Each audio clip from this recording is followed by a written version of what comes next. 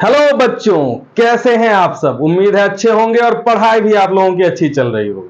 तो अब जो है सॉल्ट्स को हम लोग पढ़ने जा रहे हैं। सॉल्ट्स में क्या है, सॉल्ट्स क्या होता है, सॉल्ट्स का इंट्रोडक्शन अगर हम जानने की कोशिश करेंगे तो सॉल्ट्स क्या है, जिसमें या तो कंप्लीट या तो partial ionisation of hydrogen ion और हाइड्रोक्सी आयन होता है।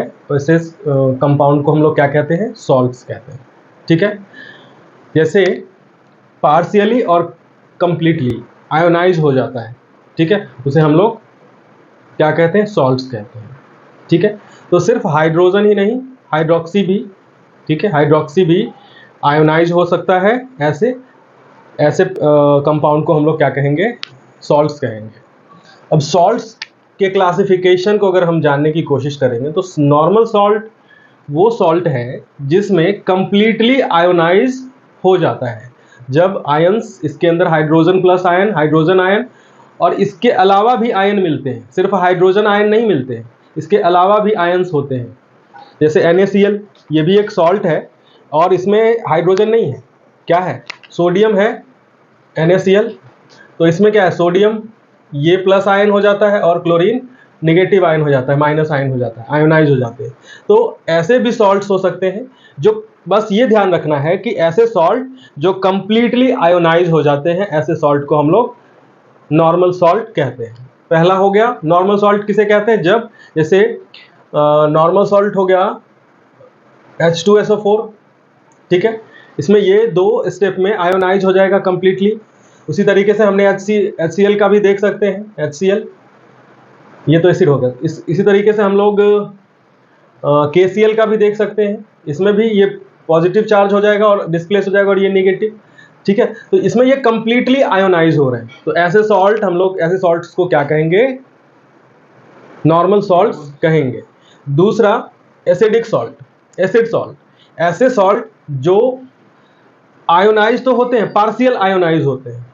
ये आयोनाइज होंगे, पार्शियल आयोनाइज होंगे, पूरा आयोनाइज नहीं होंगे, कंप्लीटली आयोनाइज नहीं होंगे। और ये बिहेव करते हैं किसकी तरह, एसिड की तरफ। अगर इसको डिसॉल्व कराते हैं वाटर के अंदर तो ये क्या, कैसा बिहेव करता है, एसिड की तरह बिहेव करता है। ठीक है, एसिड की तरह बिहेव करता है। इसके एग्जाम्पल ले लेते हैं, सोडियम, इसका एग्जाम्पल सोडियम बाइसल्फेट। ठीक है, ये एक एग्जाम्पल है इसका। इसको अगर डिसॉल्व कराएंगे ना तो इसके अंदर से क्या निकलेगा, हाइड्रोजन प्लस आयन, और फिर वाटर के साथ मिलके क्या बनाएगा, हाइड्रोनियम आयन बनाएगा। ठीक है, तो ये एसिडिक सॉल्ट हो गया। अब हम बात करते हैं बेसिक सॉल्ट की। तो ये इसमें भी पार्शियल हाइड्रोक्सिल ग्रुप का आयोनाइजेशन हो जाता है। तो पार्शियल यहाँ पे भी ध्यान रखेंगे, पार्शियल कंप्लीटली नहीं होगा, कंप्लीटली आयोनाइज नहीं होगा। ऐसे सॉल्ट को हम लोग और यहाँ पे हाइड्रोजन प्लस आयन दे रहा था और यहाँ पे देगा हाइड्रोक्सी निगेटिव आयन। ठीक है, तो ऐसे सॉल्ट को हम लोग बेसिक सॉल्ट में रखते हैं। इसके example lead hydroxide chloride, lead hydroxy chloride ऐसे बोलते हैं इसको, लेड हाइड्रोक्सी क्लोराइड। तो इस तरीके से ये एक सॉल्ट है जो कि बेसिक नेचर का है। ठीक है, बेसिक नेचर का। उसके बाद double salt, when two simple salts are mixed to form another kind of salt, that salt is called double salt। ठीक है, ऐसे सॉल्ट को हम लोग क्या कहेंगे, डबल सॉल्ट। एग्जाम्पल इसका होगा, इसके एग्जाम्पल होंगे पोटाश एलम, ये होगा K2SO4 dot Al2 SO4 thrice into 4H2O, ये होता है पोटाश एलम। ठीक है, मोर देन वन बेसिक का होता है या एसिडिक का होता है। मतलब जिसमें हमने पढ़ा था ना, di basic, tri basic, mono acidic, di acidic, tri acidic. तो ऐसे सॉल्ट, मिक्स्ड सॉल्ट जिसमें मोर देन वन एसिडिक या बेसिक होगा, एसिडिक और बेसिक कैरेक्टर, डाई बेसिक हो सकता है, डाई एसिडिक हो सकता है, ठीक है। इसके एग्जाम्पल ले लेते हैं। एग्जाम्पल सोडियम, पोटेशियम कार्बोनेट और कैल्शियम, कैल्शियम ऑक्सी क्लोराइड, ठीक है, कैल्शियम ऑक्सी क्लोराइड।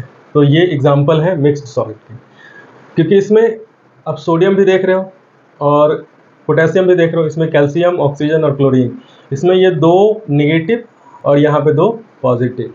जब ये डिसोसिएट होता है, आफ्टर डिसोसिएशन मतलब अगर वाटर के अंदर रखेंगे तो वो डिसोसिएट हो जाएगा, आयोनाइज हो जाएगा, तो जिसमें एक सिंपल आयन देगा, वन सिंपल आयन, और दूसरा कॉम्प्लेक्स आयन दे देगा, कॉम्प्लेक्स आयन दे देगा, सोडियम AgCN2। इसको जब डिसोसिएट कराएंगे तो सोडियम क्या है, सिंपल आयन हो गया, और AgCN2 ये क्या हो जाएगा, ये हो जाएगा कॉम्प्लेक्स आयन, ठीक है। ये सोडियम प्लस आयन क्या हो गया, सिंपल आयन, और ये हो गया कॉम्प्लेक्स आयन। तो ऐसे सॉल्ट्स को हम लोग कॉम्प्लेक्स सॉल्ट कहते हैं। आई एम श्योर कि आपको ये क्लियर हो गया होगा, ठीक है। ठीक है, आगे बढ़ते हैं। अब अगला जो टॉपिक है वो है कि हाउ टू प्रिपेयर सॉल्ट्स। तो सॉल्ट प्रिपरेशन का हम अब टॉपिक करने जा रहे हैं कि कैसे हम बनाएंगे, methods of preparation of salt, ठीक है। तो उसमें सबसे पहला है डायरेक्ट कम्बिनेशन, डायरेक्ट कम्बिनेशन से हम लोग बना लेते हैं। दूसरा सिंपल डिस्प्लेसमेंट, सिंपल डिस्प्लेसमेंट में फिर डिकम्पोजिशन से करते हैं। डिकम्पोजिशन में दो पार्ट हो जाता है, एक कार्बोनेट्स को डिकम्पोज करके, डिकम्पोजिशन करके, और हाइड्रोजन कार्बोनेट्स को डिकम्पोजिशन करके, दूसरा सल्फाइड्स या हाइड्रोजन सल्फाइड को करके। नेक्स्ट है neutralising N acid with soluble base. इस प्रोसेस को टाइट्रेशन कहते हैं, जो ऐसे न्यूट्रलाइजेशन एसिड को न्यूट्रलाइज करते हैं सॉल्युबल बेस को के साथ करके, रिएक्ट करा के। उसके बाद है neutralisation an acid with insoluble base, पहले वाले में सॉल्युबल बेस लेके और दूसरे वाले में इनसॉल्युबल बेस लेके। उसके बाद है by the action of alkalis like KOH और NaOH, इसके एक्शन से कैसे सॉल्ट्स बनता है। तो सबसे पहला है डायरेक्ट कम्बिनेशन करके। कम्बिनेशन में फर्स्ट जो हमारा है डायरेक्ट कम्बिनेशन। डायरेक्ट कम्बिनेशन में हम लोग क्या ले लेंगे, सोडियम ले लेंगे और क्लोरीन ले लेंगे, तो ये मिलके हमें क्या मिल जाएगा, NaCl, ठीक है, 2NaCl। उसी तरीके से आयरन ले लेंगे और क्लोरीन ले लेंगे, ठीक है, तो FeCl2 हमें मिल जाएगा। ये डायरेक्ट कम्बिनेशन में हो रहा है। और अब हम ले लेंगे एल्यूमिनियम और क्लोरीन, ठीक है, तो ये बन जाएगा AlCl3। यहाँ पे 3 ज़्यादा हो गया ना, 2, यहाँ पे 2 ले लेते हैं, 2 ये हो गया। अब ठीक है, 2 6, ठीक, यहाँ पे भी 3 लेंगे। चलिए, तो ये हो गया डायरेक्ट कम्बिनेशन से, ठीक है, डायरेक्ट कम्बिनेशन से ये बन गया। उसके बाद है सिंपल डिस्प्लेसमेंट। सिंपल डिस्प्लेसमेंट में क्या करेंगे, सिंपल डिस्प्लेसमेंट में क्या करेंगे, जिंक ले लेंगे प्लस और एक एसिड ले लेंगे H2SO4 सल्फ्यूरिक एसिड। तो इससे क्या बनेगा, सिंपल डिस्प्लेस कर देगा, यहाँ हो जाएगा ZnSO4 और हाइड्रोजन गैस रिलीज हो जाएगा। उसके बाद हम ले लेते हैं आयरन प्लस HCl, ठीक है, तो ये हमें क्या दे देगा, FeCl2। इसको बैलेंस नहीं कर रहा हूँ, बैलेंस कर सकते हैं आप, कर लीजिएगा बैलेंस, ठीक है। और हाइड्रोजन यहाँ से रिलीज हो जाएगा ना, हाइड्रोजन गैस, ठीक है। तो ये हो गया सिंपल डिस्प्लेसमेंट। उसके बाद थर्ड है डीकम्पोजिशन। क्या, वो बैलेंस हो जाएगा HCl के पीछे।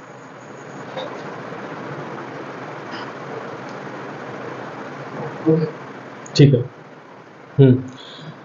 तो अब नेक्स्ट है डीकम्पोजिशन। डीकम्पोजिशन में सबसे पहला वाला जो है कि कार्बोनेट्स एंड हाइड्रोजन कार्बोनेट्स। सबसे पहले में क्या ले लेते हैं, ले लेते हैं सोडियम बाइकार्बोनेट और उसको रिएक्ट करा देते हैं HCl के साथ, तो क्या बना देगा NaCl, ये सॉल्ट हो जाएगा, प्लस कार्बन डाइऑक्साइड और वाटर, ठीक है, ये बन जाएगा। दूसरा हम ले लेते हैं कैल्शियम, एक कार्बोनेट और एक बाइकार्बोनेट, दोनों का एक एक एग्जाम्पल ले लेते हैं। कैल्शियम कार्बोनेट और यहाँ पे भी हम ले लेते हैं HCl, तो ये क्या बना देगा CaCl2 calcium chloride plus carbon dioxide plus water, ठीक है। तो ये रिएक्शन आपको कार्बोनेट्स और हाइड्रोजन कार्बोनेट्स में दिखेगा। उसके बाद हम ले लेते हैं सल्फाइड, सल्फाइड्स और हाइड्रोजन सल्फाइड। बी पार्ट में एक ले लेते हैं पोटेशियम सल्फाइड प्लस H2SO4, तो ये क्या बनाएगा, ये बना देगा K2SO4 और फिर क्या बना देगा हाइड्रोजन सल्फाइड, ठीक है। दूसरा हम ले लेते हैं कैल्शियम नहीं जिंक सल्फाइड और H2SO4, तो ये क्या बना देगा zinc sulphate plus hydrogen sulphide, तो ये और ये दोनों इस केस में क्या हो जाएंगे सॉल्ट्स हो जाएंगे। तो हमने ये देख लिया डिकम्पोजिशन, डिकम्पोज करके एक दूसरे को, तो यहाँ से ये हमने देख लिया। अब आगे जो टॉपिक है neutralising N acid with soluble base, अब टाइट्रेशन वाला करते हैं, पहले इसको मिटा लेते हैं।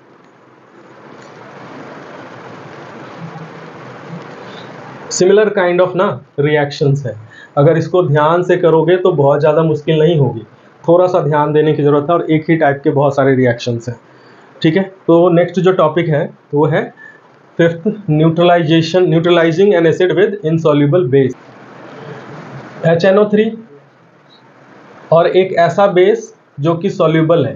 ये सारे एग्जांपल याद करना पड़ेगा, प्रैक्टिस कर लोगे, याद क्या करना है।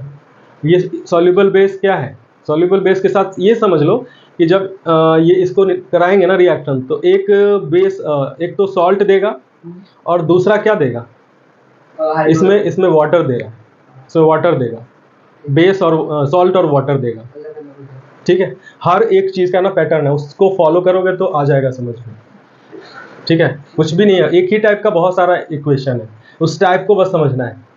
तो यहाँ पे ये क्या है सॉल्युबल बेस है, इसको हमने इसके साथ रिएक्ट कराया तो हमें क्या मिल जाएगा सोडियम नाइट्रेट मिल जाएगा NaNO3 प्लस हमें क्या मिल जाएगा H2O वाटर। उसके बाद दूसरा हम ले लेते हैं, एक और एग्जांपल ले लेते हैं, एक ले लेते हैं HCl प्लस,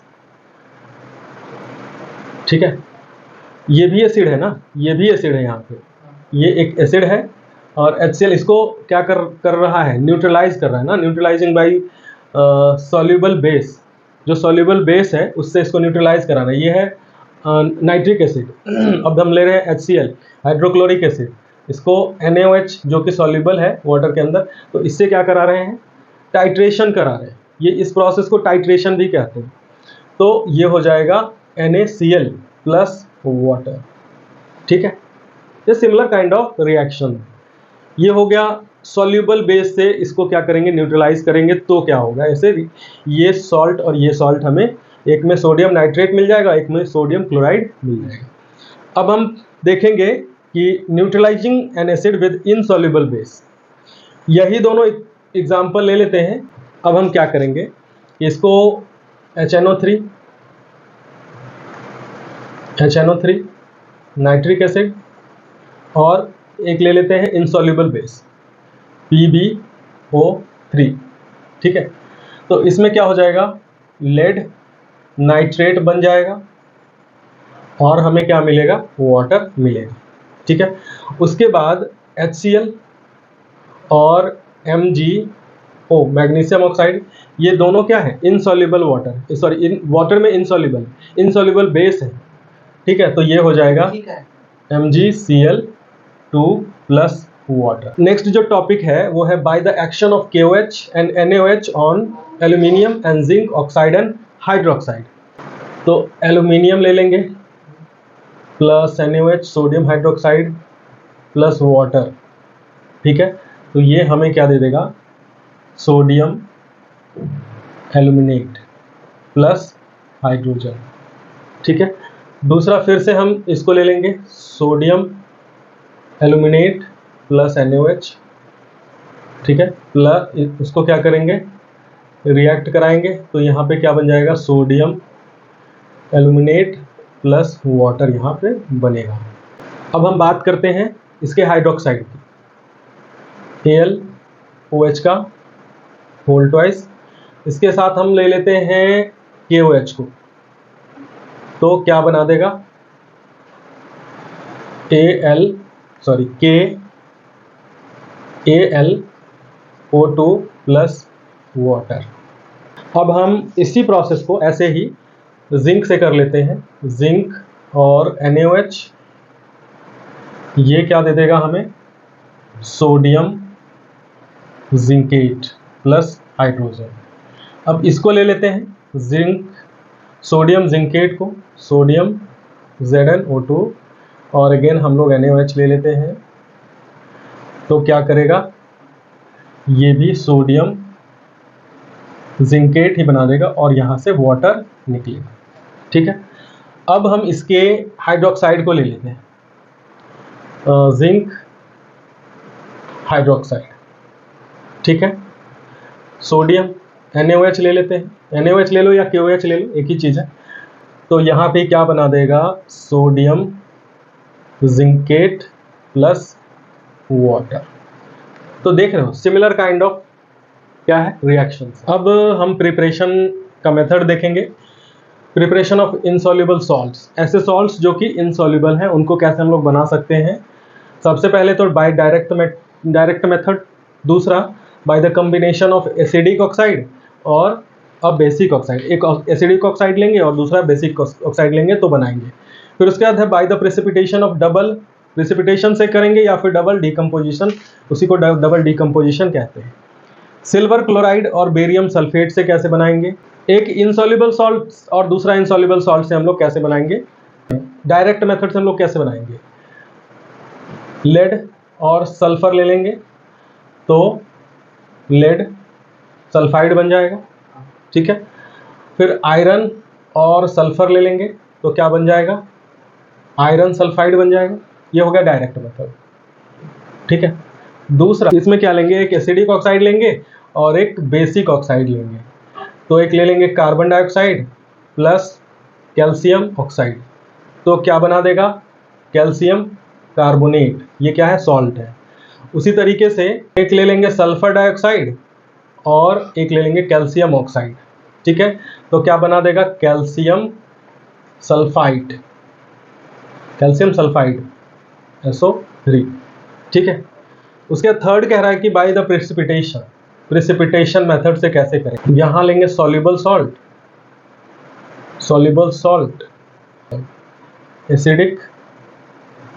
एसिडिक या,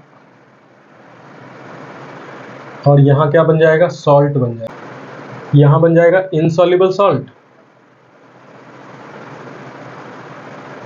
प्लस एक बन जाएगा सॉल्युबल सॉल्ट, ठीक। ले लेते हैं बेरियम क्लोराइड प्लस एसिड ले लेते हैं H2SO4, तो इनसॉल्युबल क्या बन जाएगा, बेरियम सल्फेट बन जाएगा, बेरियम BaSO4, और सॉल्युबल सॉल्ट क्या बन जाएगा, हाइड्रोजन क्लोराइड HCl, ठीक है, ये बन जाएगा। इसमें ले लेते हैं AgNO3 प्लस HCl, ये है सॉल्युबल सॉल्ट, ये भी सॉल्युबल एसिड है, और यहाँ बन जाएगा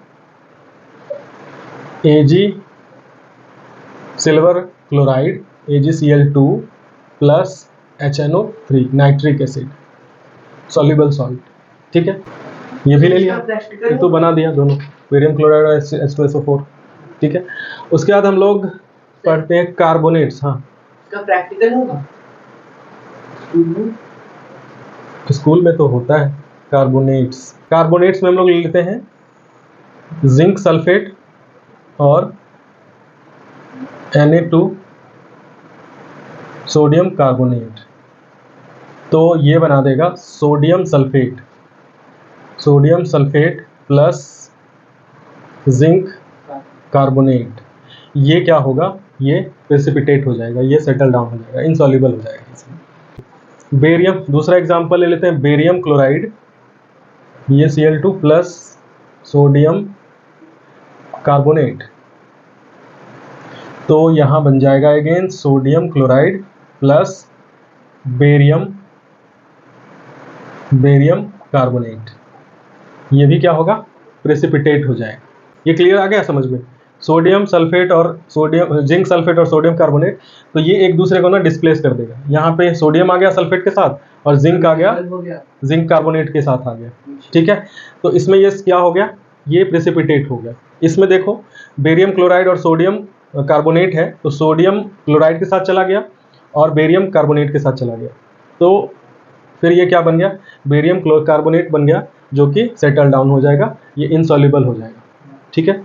चलिए अब आगे है an insoluble salt from another insoluble salt. कैसे बनेगा, एक इनसॉल्युबल और दूसरा भी इनसॉल्युबल, उससे फिर कैसे बनेगा वो देखेंगे। Pb oxide, lead oxide plus HNO3, ये क्या बना देगा, लेड नाइट्रेट, और यहां बन जाएगा वाटर, ठीक है।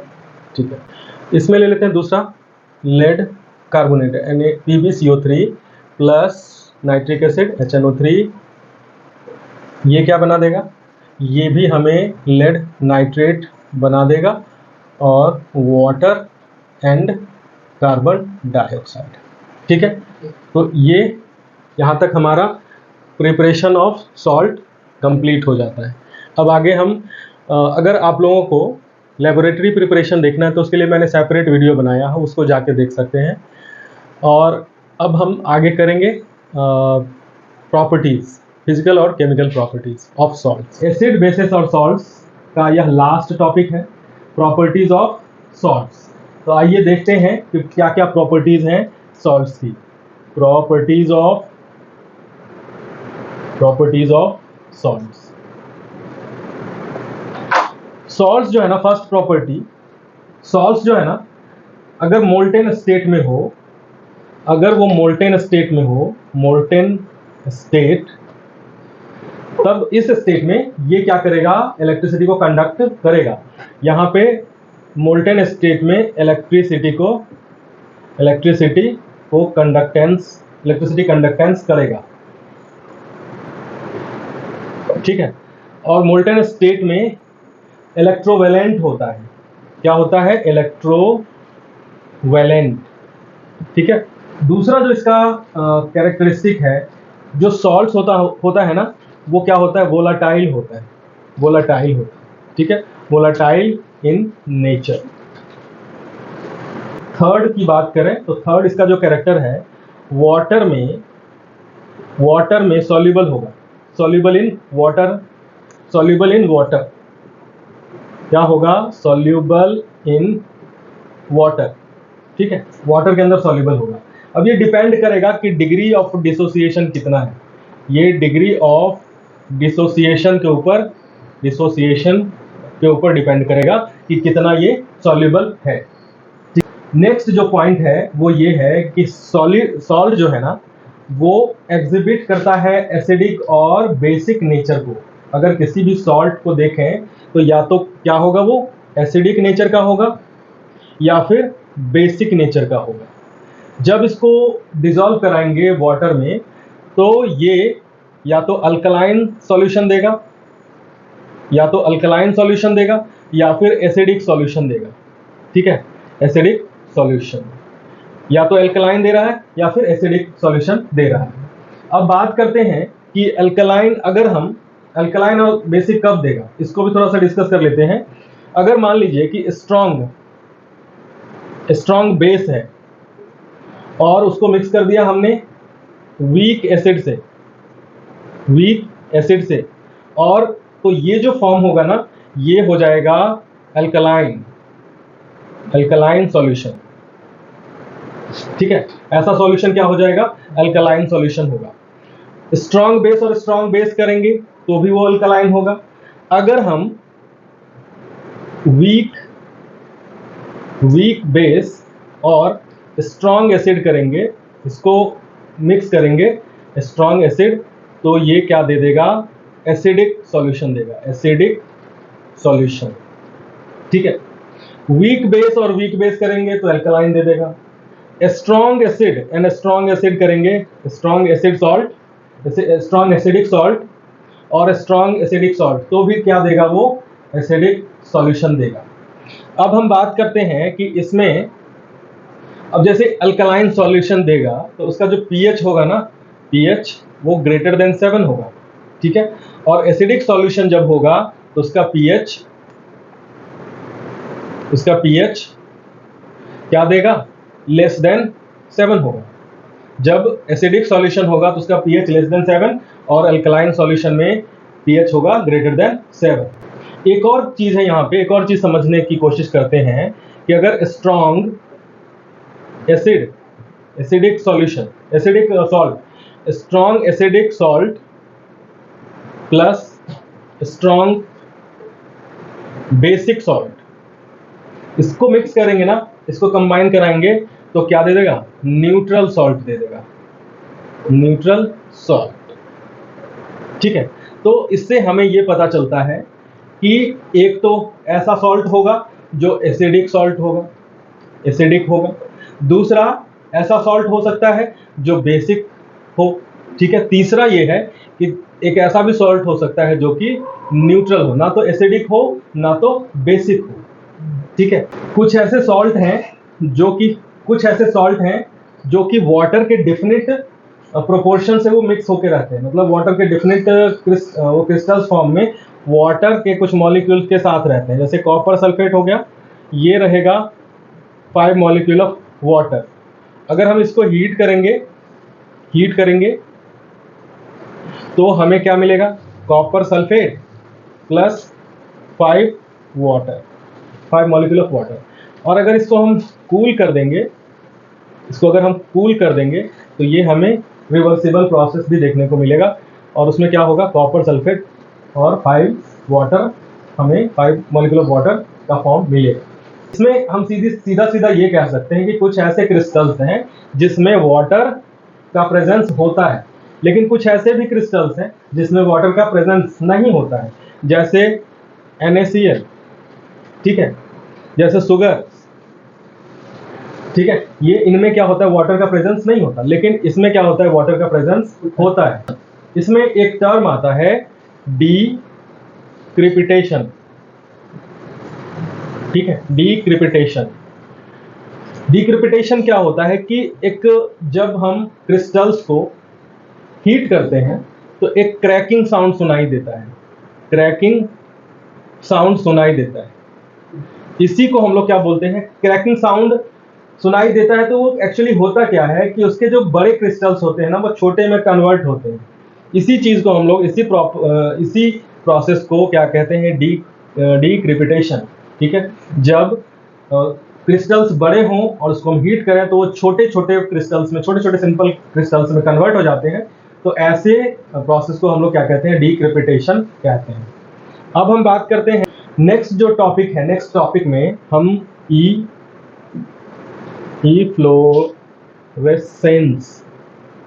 इफ्लोरेसेंट, इस प्रोसेस को इफ्लोरेसेंस बोलेंगे। इफ्लोरेसेंट क्या है कि जब किसी क्रिस्टल को, किसी कंपाउंड को, कोई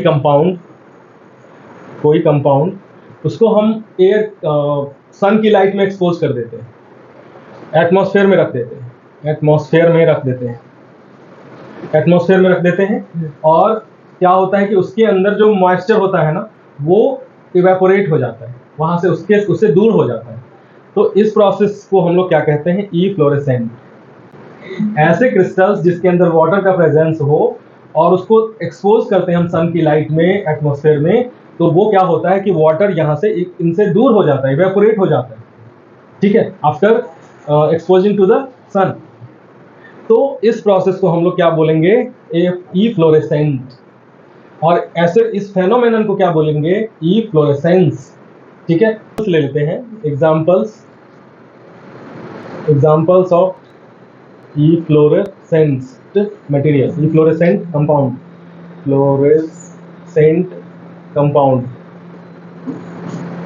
इफ्लोरेसेंट कंपाउंड के कुछ एग्जांपल लेते हैं, जैसे कि एक हो गया वॉशिंग सोडा।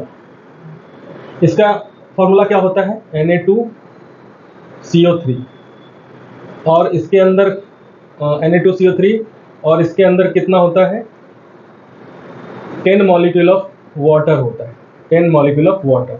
इसको क्या करेंगे हम, सन की लाइट में एक्सपोज करें तो ये क्या होगा, NH2O, ये कन्वर्ट हो जाएगा सोडियम कार्बोनेट, और एक H2O यहाँ पे रह जाएगा क्योंकि पूरी तरीके से ये डिहाइड्रेट नहीं होगा, और 9H2O इसका मतलब कि मैक्सिमम अमाउंट ऑफ वाटर इसका इवेपोरेट हो जाएगा। ठीक है, उसके बाद दूसरा एग्जांपल है, ये first example. Second example, Glauber salt. इसको हम हाइड्रेटेड सोडियम सल्फेट भी बोलते हैं। ठीक है, हाइड्रेटेड सोडियम सल्फेट। अगेन इसी प्रोसेस से हम इसको यहाँ रखेंगे तो फिर ये क्या होगा, वाटर डिसोसिएट हो जाएगा इससे और इवेपोरेट हो जाएगा। अब नेक्स्ट जो टॉपिक है, 7th टॉपिक, वो है हाइग्रोस्कोपिक। हाइग्रोस्कोपिक ऐसा सब्सटेंस होगा जो एटमॉस्फेयर में रखोगे ना तो वो वाटर, यानी कि वाटर एटमॉस्फेयर से ले लेगा। मतलब कि हाइग्रोस्कोपिक ऐसा सब्सटेंस होगा जो मॉइस्चर को एब्जॉर्ब करेगा एटमॉस्फेयर से। जितना भी मॉइस्चर प्रेजेंट होगा और जितनी उसकी कैपेसिटी होगी वो एब्जॉर्ब कर लेगा एटमॉस्फेयर से। तो ऐसे कंपाउंड को हाइग्रोस्कोपिक कंपाउंड कहते हैं जो एटमॉस्फेयर से मॉइस्चर ले रहा है। Example, concentrated H2SO4। अगर कॉन्सनट्रेटेड H2SO4 हम रखेंगे तो इसमें क्या होगा, ये वाटर एब्जॉर्ब कर लेगा। ठीक है, ये वाटर एब्जॉर्ब कर लेगा और ये डाइल्यूट फॉर्म में आ जाएगा। उसके बाद दूसरा जो है, अगर क्विक लाइम को भी एयर में एक्सपोज करें तो ये भी क्या करेगा, वाटर इससे क्या कर लेगा, ले लेगा। ठीक है, वाटर इसमें एब्जॉर्ब कर लेगा। तो ऐसे सब्सटेंस को हम लोग हाइग्रोस्कोपिक कहते हैं। ठीक है, क्लियर हो गया ये चीज। नेक्स्ट जो टॉपिक है ना वो है डिलीक्वेसेंट कंपाउंड। डिलीक्वेसेंट कंपाउंड क्या होगा कि ये भी एटमॉस्फेयर से क्या लेगा, वाटर यानी मॉइस्चर एब्जॉर्ब कर लेगा। लेकिन इसमें और इसमें डिफरेंस क्या है कि ये अभी भी इसके अंदर मॉइस्चर दिखेगा नहीं आपको, लेकिन ये क्या होगा, वेट हो जाएगा। ये कैसा हो जाएगा, वेट हो जाएगा। ठीक है, तो ऐसे सब्सटेंस को डिलीक्वेसेंट कंपाउंड कहते हैं जो कि वाटर क्या करेगा, मॉइस्चर के रूप में एटमॉस्फेयर से लेके एब्जॉर्ब होगा और वेट हो जाएगा, गीला हो जाएगा। इसके एग्जांपल्स हो जाएंगे NaOH, KOH, और भी कई सारे एग्जांपल्स हैं। ठीक है, अब हम नेक्स्ट टॉपिक में चलते हैं। जैसे हमने पढ़ा था हाइग्रोस्कोपिक सब्सटेंस। हाइग्रोस्कोपिक सब्सटेंस क्या करेगा, जब एटमॉस्फेयर में रखेंगे तो वेट क्या होगा उसका, लूज होगा, लूज इन वेट। ठीक है, और डिलीक्वेसेंट में क्या होगा, गेन इन वेट। इसकी वेट क्या हो जाएगी, डिलीक्वेसेंट में बढ़ जाएगी और हाइग्रोस्कोपिक में घट जाएगी। अब नेक्स्ट जो टॉपिक है वो है drawing and dehydrating agent. Next जो है ना, ये ड्राइंग या डिसिकेंट और डिहाइड्रेटिंग एजेंट, ये क्या है, ऐसे सब्सटेंस जो किसी भी कंपाउंड से, जो ऐसे जिसमें हाइड्रेटेड फॉर्म में जो कंपाउंड होगा उससे क्या करेंगे, ये जो वाटर मॉइस्चर है ऐसे कम ड्राइंग और डिसिकेंट्स या डिहाइड्रेटिंग एजेंट ऐसे कंपाउंड होंगे, ऐसे सब्सटेंस होंगे जो कि जिसके अंदर मॉइस्चर होगा उससे उसका मॉइस्चर छीन लेंगे, यानी उसके मॉइस्चर को हटा देंगे। तो ऐसे सब्सटेंस को हम लोग क्या कहेंगे, ड्राइंग या डिहाइड्रेटिंग एजेंट कहेंगे या डिसिकेंट्स कहेंगे। ये क्या करेगा, एक है कॉपर सल्फेट और ये हमने पढ़ा था H2O 5H2O। अगर यहाँ इनको H2SO4 के सामने यानी सल्फ्यूरिक एसिड के सामने रख दें तो ये क्या करेंगे, इसके वाटर को क्या करेंगे, डिहाइड्रेट करके अपने पास ले आएंगे और ये क्या होगा, डिहाइड्रेट होगा और यहाँ ये हाइड्रेट हो जाएगा और ये क्या बना देगा, ध्यान रखना है कि ये कॉन्सनट्रेटेड होना चाहिए, कॉन्सनट्रेटेड, ठीक है। ऐसे इसके साथ कॉन्सनट्रेटेड H2SO4 रखेंगे तो ये क्या करेगा, इसके वाटर मॉलिक्यूल्स को अपने पास खींच लेगा। तो ये यहाँ पे क्या है, H2SO4 सल्फ्यूरिक एसिड एक डिहाइड्रेटिंग एजेंट है, बहुत जगह यूज होता है। तो ये है आपका एसिड बेसिस एंड सॉल्ट्स। उम्मीद है आपको ये सेशन अच्छा लगा होगा। हमारे चैनल के कंटेंट अगर आपको अच्छे लग रहे हैं तो इसको सब्सक्राइब कीजिए और लोगों तक शेयर कीजिए जिनके पास ये वीडियो पहुंचेगा, और जो कोचिंग अफोर्ड नहीं कर पा रहे हैं उन तक ये पहुंचाइए। आपकी जिम्मेदारी है, हमारी जिम्मेदारी है, हर तरह के बच्चे पढ़ लिख सकें, आगे बढ़ सकें। धन्यवाद।